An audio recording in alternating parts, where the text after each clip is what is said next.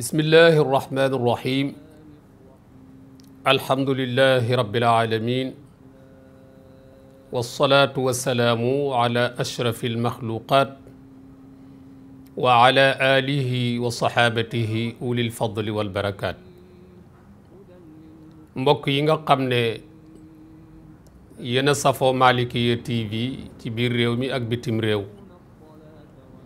yéen ñëpp rek ñu ngi leen di boole baatu assalaamu aleykum wa rahmatullahi wa barakaatuhu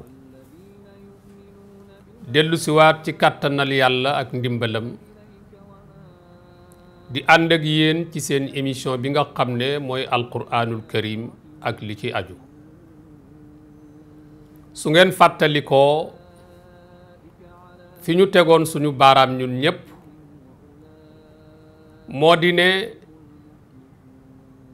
saxaaba yi ridwanullahi taala alayhim ajmain te mooy ñi dundoon ak yonent bi jële ci moom tafsir léegi yonent bi alayhi salaatu wasalaam jóge na fi saxaaba yooyu ñoo fi des am nag ñeneen ñu ñëw dund ak saxaaba yooyu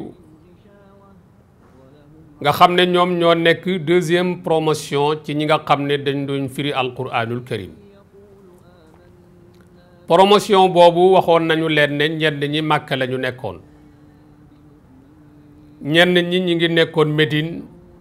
ñenn ñi ñi ngi nekkoon Basra ak Kuufa ak feneen waxoon nañu leen itam ñooñu ñana ak kenn ku ci nekk dayoom ci xam-xam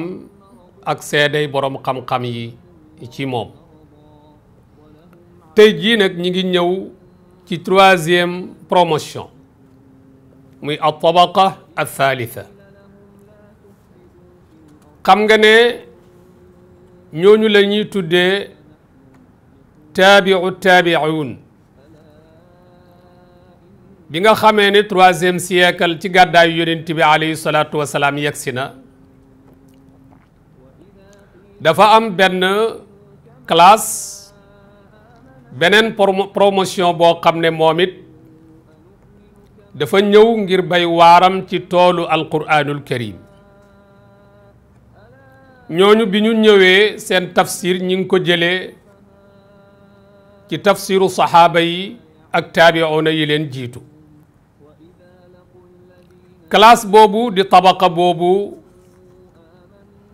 dama ciy tudd rek juróom-benn ci tënk ñooñu ki ci njëkk mooy ku ñuy wax Sufyaan ibnu Uyayna ci troisième classe bi la bokk ki ci topp mooy ku ñuy wax Waki' ibnul Jarrah moom itam def na tafsir ci promotion boobu la bokk ku ñuy wax Shu'ba ibnul Hajjaj moom itam def na tafsir ci troisième promotion boobu la bokk ku ñoo wax Yazid ibnu Haroun def na tafsir moom itam ci troisième promotion boobu la bokk ku ñuy wax Abdourazaq def na tafsir moom itam ci troisième promotion boobu la bokk ba ci imaamul Buxaari yu bi nga xam ne li gën a siiw ci moom mooy dajale xadiis yi yonent bi sallallahu alayhi wa sallam wante ci biir téereem boobu mu tudde saxiix al Buxaari am na ca parti boo xam ne tafsir la ko jagleel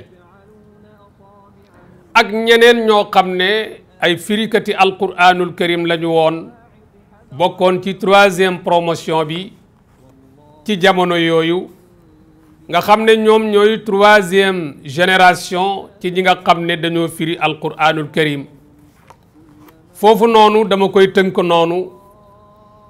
yow mi toog ci kanam écran bi li tax ñooñu ma tënk leen ñooñu seeni tafsir dafa yaatuwut fii ci réew mu ñoo wax Sénégal loolu moo tax du ma bëgg a sonal ki nga xam ne dafay seetaan walla muy déglu ma dugg ci tafsiru ñooñu di ko indi benn par benn te tafsir yooyu yu ci bari yegsiwut fii ci Sénégal moo tax ba mëstal ko noonu indil la ko nga xam ne am na benn troisième promotion muy troisième génération boo xam ne dafa ñëw doon firi alquranul karim gannaaw promotion boobu am na beneen bu ñëw muy quatrième génération quatrième génération boobu nag kiñ ci njëkk a tudd mooy ibnu jarir at-tabari xam ngeen ne fii ci réew mu ñoo wax Sénégal tafsiru ibnu jarir at-tabari tafsir la boo xam ne yegsi na fi yaatu na fi yitteel boroom xam-xam yi loolu moo tax quatrième génération boobu kuñ ci jël rek danañu def benn sommaire benn tënk yow yaay kan ak sa tafsir bi lan la tafsir boobu di tafsiru tabari yow mi seetaan jàppal ne mi ngi bokk ci tafsir yi nga xam ne ñoo gën a rëy ci ñi nga xam ne dañoo firi alquranul karim tabari dàkkantal la turam mooy muhammad ibnu jarir ibnu yazid at-tabari moom mi ngi gane àdduna 310 nga xam ne kon dugg na ci quatrième génération ndax ci quatrième siècle bi la ndax 310 ci gàddaay gi la gane àdduna moom ibnu jarir at-tabari nekkoon na ci ay jamonoom di ku ñàkk ndend ci wàllu firi alquranul karim boroom xam-xam yi dañu daan wax ne kenn la ci ñi nga xam ne ni ñu firee alquranul karim ci génération néew na ku ko firee alquranul karim boroom xam-xam yi nee nañ moom ku daan jëfe xam-xamam la loolu itam war nañ ko ci jànge ci ne nit bu jàngee ba am xam-xam war na la mu xam bu jëfewul léppit mu jëfe la ci ëpp wala azaka ja comme ni ko maam Cheikhul Haaji Malik waxee radiyallahu anhu loolu moo tax muy wax ci téereem boobu di kifayatu raghibin wa aalimun bi ilmihi lam ya'malan mu'adhabun qubayla ubadil wathan moom maam Cheikhul Haaji Malik si radiyallahu anhu nee na boroom xam-xam bi jàng ba am xam-xam waaye li mu jàng du ci jëfe dara nee na bu yowmal qiyaame bala ñoo duma ñi daan jaamu xëram moom la ñuy njëkk a duma loolu moo tax mu teg ca moom maam Cheikhul Haaji Malik ci téere boobu ma leen di wax ne nit bu jàngee ba am xam-xam lu bon bon xam-xam bi mu jàng ji bépp war naa jëfe azaka ji wante ki toog ci kanam écran malikiya na xam ne am xam-xam ak jub jotewul dara am xam-xam ak ragal yàlla jotewul dara waaye jëmmi am xam-xam nag garaatu boppam la moo tax yàlla di wax ne hal yastawi alladina yaalamuun walladina laa yaalamuun hal foofu istifham la waaye maanaahu taqririya la mooy da nga koy firee laa mooy laa yastawi alladina yaalamuun walladina laa yaalamuun mooy wane ne ci kanam dinañ ci ñëw ci outil ci bagage comme ni ko xale yi di waxee yi nga xam ne kii firi alquranul karim war na kaa am moom ibnu jarir moomu ku mokkaloon alquranul karim la te kii firi alquranul karim fekk mi ngi mokkal alquranul karim daf koy gën a dimbale day tax mu gën a jekku tafsir ndax da nga toll ci aaya boo xam ne am na yeneeni aaya yu nekk ci kaamil bi yoo xam ne daf kaa confirmer su ko defee bu fekkee nga mokkal nag aaya bii ngay firi bépp aaya bu koy confirmer rek ci biir alquran da ngay dem jëli ko ci sa mokkal indi ko mu nekk preuve mu nekk benn confirmation ci aaya bi nga xam ne moom ngay firi loolu moo tax bokkoon na ci li tax ci 4e génération bi mu bokkoon ci ñi nga xam ne dañu gën a fés gën a man gën a jekku firi alquranul karim mooy dafa mokkaloon alquran wante itam dafa déggoon làkku arab xam sens yi ku jekku woon balaaga la muy almul maani ak almul bayaan ak almul badia ñetti baat yooyu ma la wax su ma la koy firil ci anam boo xam ne dana la jege almul maani mooy tabax bi nga xam ne da nga taqale birig yi ak ciment rek mooy baat bi li muy tekki noonu almul bayaan mooy nga ñëw raax ko dafay daal di gën a rafet ci la maanaam yi di gën a ëppe ci lay gën a yaatoo léegi nag soo indee almul badia mooy doon karo yi nga ciy def wala peinture bi wala dessin yi nga xam ne moom nga ciy def bokkoon na ci li taxoon mu gën a aay ci génération bi nga xam ne ci la ñëw muy 4e bi moom ibnu jariru tabari dafa xamoon loolu waxi saxaaba yi ndaxte fekk na booba saxaaba yi seeni jeexital yàggagut lool soreegut lool nga xam ne man nga daje koo xam ne daf lay wax ne man gis naa saxaaba sàngam wala toog naa ak saxaaba sàngam wala déglu naa saxaaba sàngam muy firi alquran ci nangam ak nangam naka noonu la xame woon moom ibnu jarir waxi taabiuuna yi taabiuuna boo ko déggee yow mi toog ci kanam écran malikiya mooy la 2e génération bi nga xam ne moo ñëw ci saxaaba yi di 1re génération ñi ñëw gannaaw saxaaba yi loolu mooy taabiuun ñooñu itam ibnu jarir dafa xamoon lool seeni wax waaye ibnu jarir dafa xamoon asbaabu nuzul te dana dimbale nit dafay dimbale firikatu alquranul karim ndax nga xam aaya bi ci lan la wàcci aaya bi ci kan la wàcci daf lay dimbale ci aaya bi nga gën koo dégg mais daf lay dimbale itam nga mën ko firi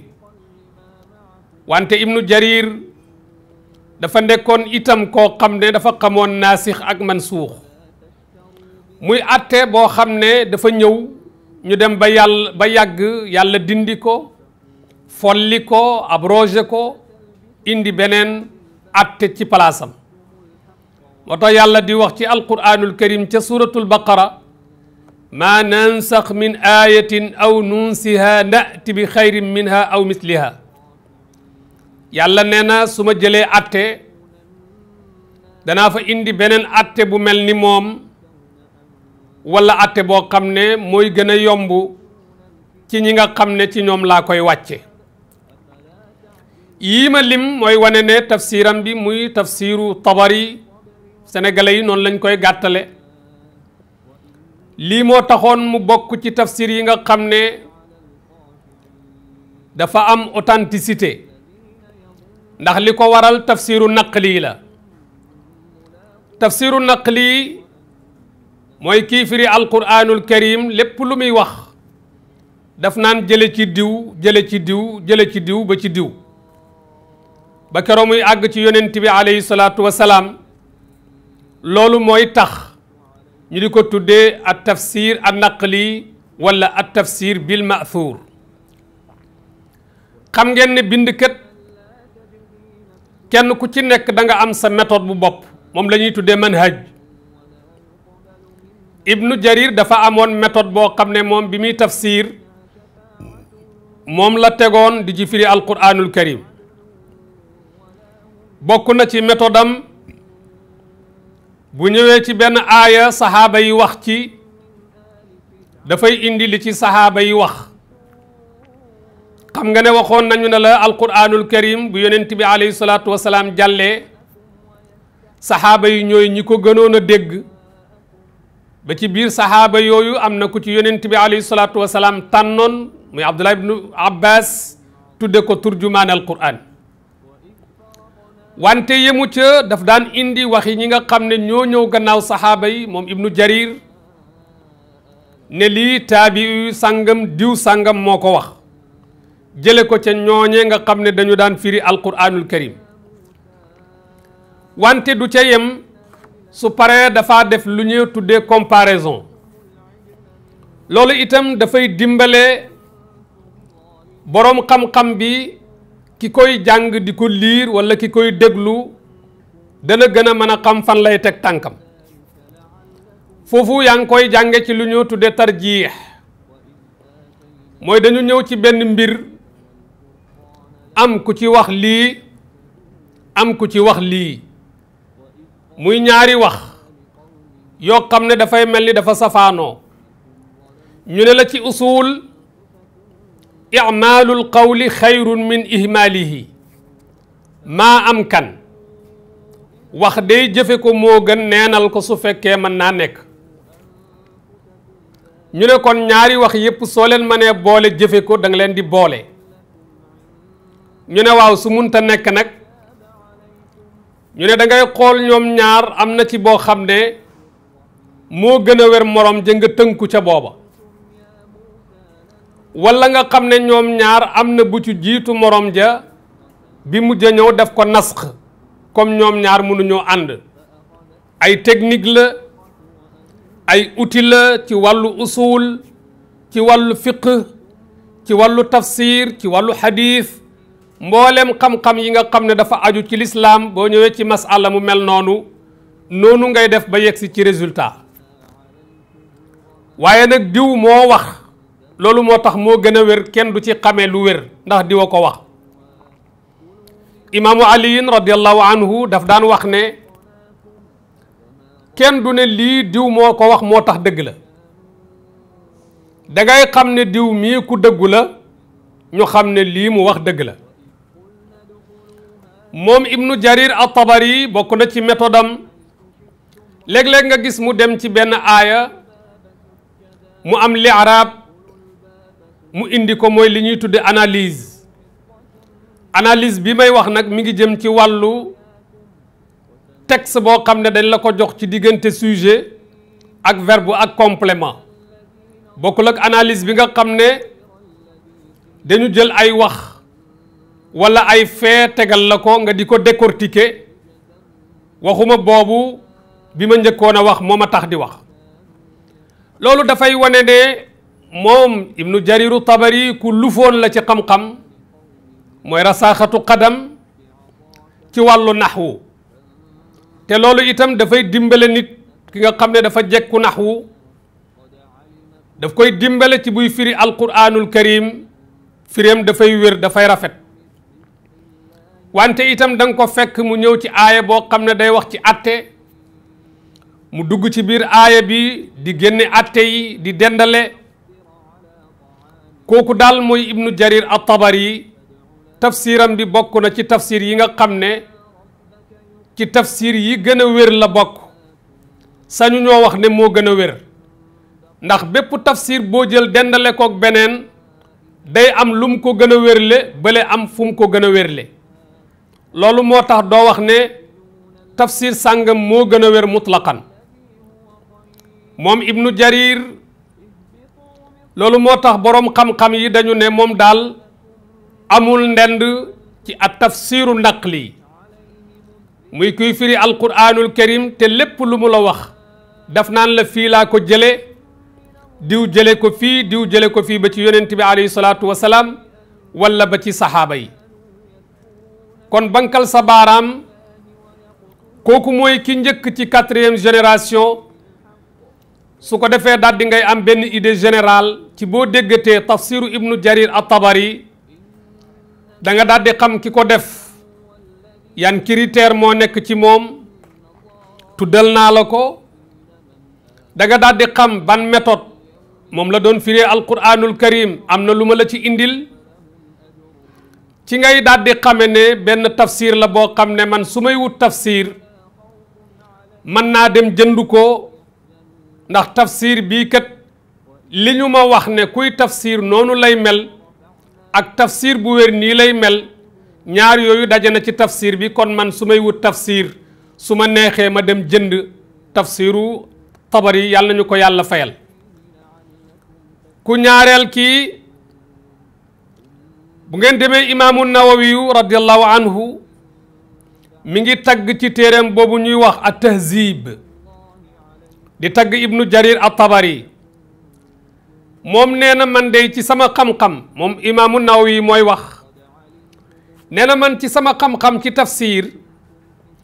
téere bu mel ni tafsiru Tabari nit bindul téere bu ni mel daf ne kitaabu ibnu Jarir fi tafsir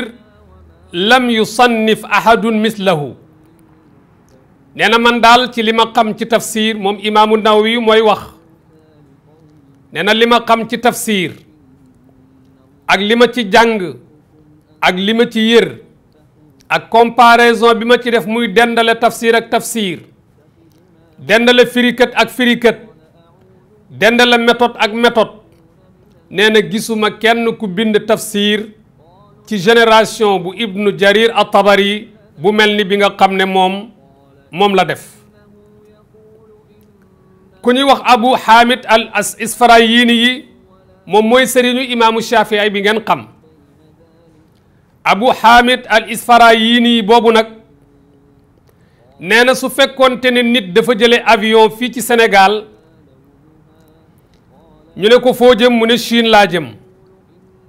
ñu ne ko loo fay wuti mu ne dama bëgg a dem jënd fa benn tafsir boo xam ne ibnu Jarir at-Tabari moo ko def nee na dañuy jàpp ne loola du dara bëgg naa nag attirer attention sénégalais ak sénégalaise bi nga xam ne dafa toog ci kanam écran malikiya da ngeen dégg ñuy wax naan utlubul alma walaw bi siin walaw fi siin loolu nag nañu xam ne du xadiis loolu yonent bi alayhi salaatu wasalaam waxu ko mais sens bi muy wuti xam-xam fi nga koy wutee ji lu mu sori mën nga jël sens boobu ne xam-xam boo koy wuti distance bi amul sori waaye nag jëmmi utlubul alma walaw fi Chine français yi ñooy wax Chine ki may seetaan na xam ne bu ma waxee suyin arab bi laay wax yonent bi alayhi salaatu wasalaam waxul xadis boobu sens bi nag moom lu baax la mooy xam-xam lu mu sori rek war nga def yitte war nga def effort pour dem jëli ko tafsiru ibnu Jarir at-Tabari dafa am yoo xam ne moom lañ koy ràññee yoo xam ne moom lañ koy xàmmee moom laa la bëgg a indil tuuti bankal sa baaraam bi ci njëkk mooy mboolem lu mu lay wax su ne diw moo ko wax diw moo ko wax dana ko topp ba xam diw moomee ndax li muy wax lu wér la wala déet mu soog koo bind ci tafsiram benn ibnu Jarir bu ñëwee fekk ci tafsir boo xam ne wala ci alquran danga ci gis sens boo xam ne maanaam yi dafa sori lool dana ko yombal ba jegeel la ko même sa àlluwa su nekkoon àlluwa ju gàtt itam danga ko comprendre ñett comme li imaamu Nawawi waxoon ak Abu Hamid al Isfarayini yi mooy li mu dajale ci tafsiram bi ci 4e génération bi amul kenn koo xam ne dajale nga lu mel noonu ci tafsir boobu nag ba nëgëni si ku ko bëgg a am boo demee ci librairie yi da nga ko am Sénégal am na fii tafsir la boo xam ne bu fi siiw la ñi ngi conseillé képp koo xam ne bëgg nga jënd tafsir bokk na ci tafsir yi nga xam ne mun nga ko jënd mun nga ci dégg alquranul karim soo dajee ku la ko mën a dégtal ku jekku alquranul karim tafsir bu baax la téere boobu bari na ci ñi nga xam ne dañuy firi alquranul karim ci téere boobu la ñuy sukkandiku kon ci gàttal indil naa la ibnu Jariru Tabari tafsiram bi méthode am moom ci boppam xam-xam yi mu dajale woon ba tax bi mu defee tafsiram bi mu yéeme lool ba boroom xam-xam yi naw ko di wax ci moom wax ju nekk. donc tafsiru ibnu jarir at-tabari mu ngi noonu moom mi ngi bokk ci 4e génération. ku ñaareel ki nga xam ne ci 4e génération bi la bokk te bind ci tafsir mooy ku ñuy wax Abu Layth as-Samarqandi. moom itam tafsiram tafsir bi naql la mooy lépp lu mu lay wax ci tafsiram dafa am fu mu ko toxalee am fu ñu ko toxalee ba mu àgg ci yonent bi alayhi salaatu wasalaam wala mu àgg ci saxaaba bi. moom itam ni ibnu jarir doon def lay def bu ab saxaaba waxee dara ci alquran firi ko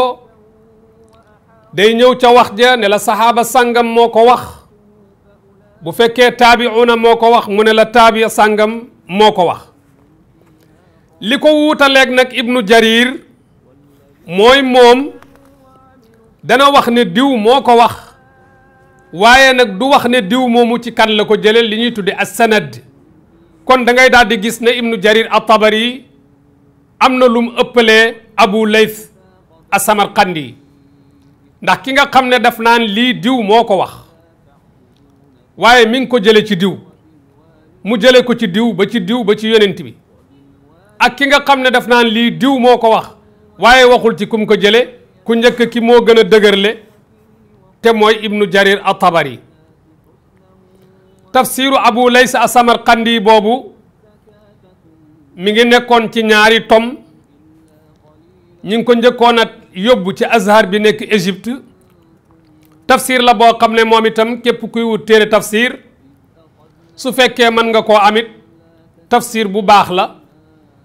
boo xam ne mën nga cee dégge alquranul karim soo amee koo xam ne mën na la ko dégtal. 3e personne ci ñi nga xam ne ñoo nekkoon ci 4e génération doon firi alquranul karim mooy Jalaaluddin as-Sayuti. Jalaaluddin as-Sayuti boobu nag kon xam naa ne dafa mel ni li ñu amoon ci temps dafa mel ni jeex na. da ngeen di teg foofu seen baaraam bu ñu dellusee continuer ak yéen ci alquranul karim ak li ci aju jàppal ne ñi ngi taxaw ci tafsiru Abu Layth as-Samarqandi doon ko dendaleeg tafsiru ibnu jarir at-Tabari ak seen importance kuy wut téere mën nga koo wut ci wàllu tafsir ndax li ñaari tafsir yooyu làmboo ci wàllu xam-xam ak wàllu honnêteté intellectuelle ak yi ci aju. mu nekkoon seen émission bi ñu tuddee alquranul karim ak li ci aju ngeen àndoon ci ak seen mbokk seen xarit Mansour El Hadji Malick Fall dumtum fi riayatillahi wa hifdihi wa amanatihi wassalaamu aleykum wa rahmatullahi wa barakatuhu.